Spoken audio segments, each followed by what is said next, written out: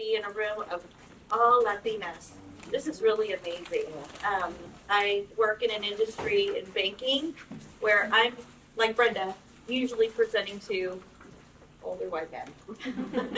So this really is refreshing.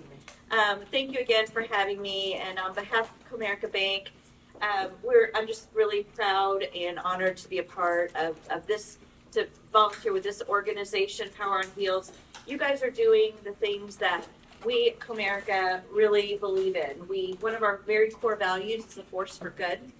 And what Power on Wheels is doing for the Latina community is one of those things. So I'm really proud to be a part of it. And I'm especially excited because I was able to make a couple of the first modules, and they tie in exactly with the things that I came here to chat with you about. And I really feel like they complement one another. So just a little about me. I grew up in a little town outside of San Antonio called Helotes. That's how they say it there. Helotes. We actually have a festival every year, and there's like a corn queen, and we have the Cornival, not the carnival. It is at the time in the, I won't date myself, a few decades ago, it was a very, very small hamlet out there, very rural, made up of largely, second and third generation families from South Texas. And so, our cultures were so intersected, it was kind of hard to even know the difference in identity between, Hispanics and folks who've been there for a long time. My family's from, my parents are from Laredo, and my whole family is from up and down the Rio Grande Valley. We're one of those that say that we didn't cross the border crossed us. So we were there for many generations. And when we were living in San Antonio, I'm the oldest of 4 kids. There's 10 years apart between myself and my youngest brother. So when I turned 17, I was ready to go. I was ready to get out of that house. I've been changing diapers since I was 7 years old. I was done. And my dad, of course, much to his dismay, he thought, just stay here and go to SAC, go to UTSA, you'll save a little bit of money and you'll be here. And not me, I was ready. So I had the just fortunate, things happen, serendipity, we were talking about it. One of my very best friends, her sister went to Texas A&M, and I went with her. Oh, we have another. Oh, this is right here. I can count on her. Sorry.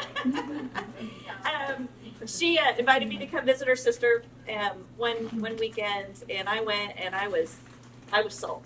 So this was a place far away in my mind from San Antonio, and I was ready to get out of there. So college was really transformative for me. Just leaving home, that was a big part of what the transformation, right?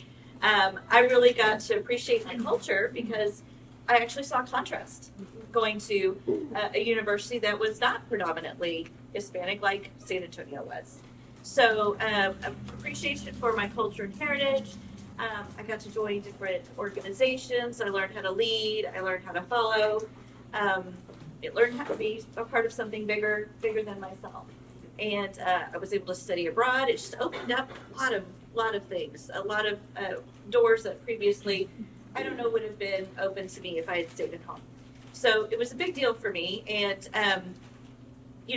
looking back, what an interesting turn of events that it ended up being. So, out of the 4 kids, we've got 7 degrees from Texas A&M. So it was a big change even for our family, just for me to go there. So I graduated from A&M, and one of the things was that different career possibilities were eliminated to me while I was there. My dad was in law enforcement. My mom was a teacher. Those were the only 2 careers I had any idea about, right? And so, being able to be exposed to different things. I was actually a marketing major. I had an emphasis in statistics, and then I actually went to go work for a bank, and I've been there in banking now close to 30 years. And it was all because of this exposure that I had while I was there at the university. And so, just being turned on to that in a way is part of the transformation, because I don't think that's something that I would have been exposed to. So I've been in banking, and at this point in my little spiel to you guys, I could bore you with this title and that title and increasing responsibilities and what da da da da da. That's not that interesting, because in fact the only person who probably would be interested to hear all that would be my mother, and unfortunately my mother wasn't able to make it today. So so instead I wanted to come and bring some lessons learned throughout my career that I want you to be able to take home with you. And this really, I think, dovetails and is complementary to what you've been hearing this morning and this afternoon. So one of the first things, and interestingly, as I said, I work in banking, which is male dominated. I'm usually the only woman in the room, and almost always only a female in the room. But it's changing, and it's getting better. And in Comerica, I know we've got a lot of wonderful diversity that's come into the bank. But go back a few years, back in the 90s and the early 2000s, it wasn't always that way. My husband, interestingly, is also in a very male-dominated field. He's a superintendent for a commercial contractor. His interactions with his clients and peers very different from mine. He's working with plumbers, electricians. He's having to negotiate things, making sure people get there on time, needing building engineers to let him in and do things to a building. So he's always trying to make things happen and negotiate with people. And one of the things he says all the time, and I put it in my pocket because it could not be more true: you don't ask, you don't get. And you'd be amazed at what you can get just by asking. And it's not even just what you get. Sometimes the answer is no, and that's okay. But what comes out of that is that you have made your desire known. And that makes a big difference when you're talking to hiring managers, your manager, managers of other areas. If you're interested in something, and if this is something that you want, let that desire be known. Often, behind closed doors, and when people are talking about where succession planning and who is going where next, knowing that that person is interested in that goes a long way. Sometimes that's the only consideration that needs to happen, because you may not have all the skills today, but if you're interested in it, somebody knows, hey, I think she can learn it, and not only that, she wants to do it. So I think that's a really, really good lesson to learn, and I learned it from my gringo husband. The other one I would say is know your worth. Don't ever let your gender or your background subordinate you.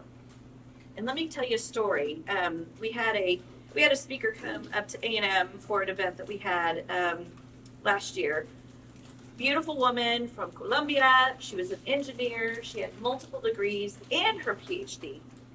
And she told a story about she was in a meeting and with her fellow peer engineers, all male, all men, with some junior analysts there with, and then also some leadership, corporate leadership. The meeting began. She had a role in that meeting, a substantial role. She was providing some expertise in a project that was happening. And one of the leaders of the meeting looked around the room and turned to her and said, Jennifer, could you take notes? Why'd you pick her? And she politely, and again, this goes to the emotional intelligence and knowing your audience. She said, I think it might make more sense for Michael, who's a junior analyst, to take the notes. That way I can be more engaged in this meeting to which she is entitled and qualified to participate.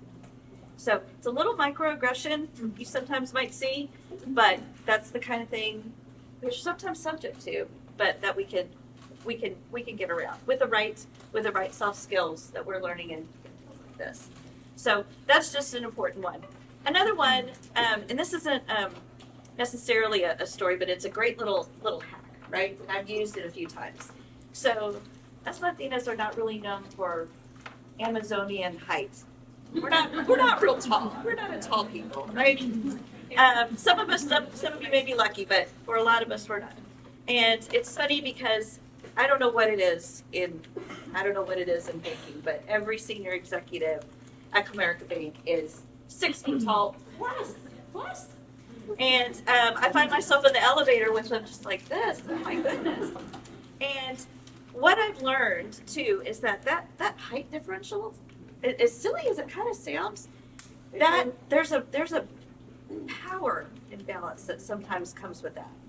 And I heard this from someone who came and spoke at another event.